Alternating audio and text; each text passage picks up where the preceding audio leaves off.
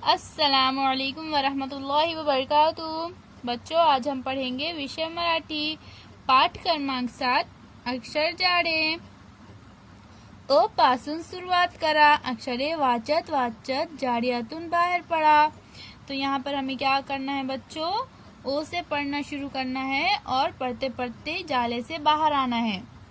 तो बच्चों, यहाँ पर हमें ये जाले में कुछ अक्षर दिए गए हैं, तो हमें ओ से अक्षर को पढ़ना शुरू करना है और सही तरतीब में पढ़ते हुए जाले से बाहर आना है। तो चलिए हम पढ़ते हैं बच्चों। ओ आ, मेरे साथ आप भी पढ़िए बच्चों। ई ई उ ऊ र ए ओ औ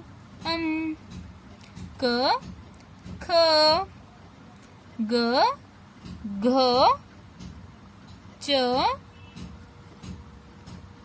छ ज झ ट ठ ड ढ न त थ द ध न प फ ब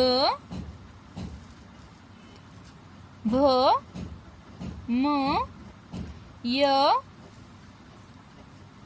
र ल व श स स ह ड़।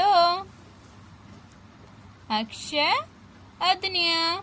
तो बच्चों, इस तरह से हम अक्षर पढ़ते हुए जाले से बाहर आ गए। तो इस तरह से बच्चों, आप भी इन अक्षरों को पढ़िए।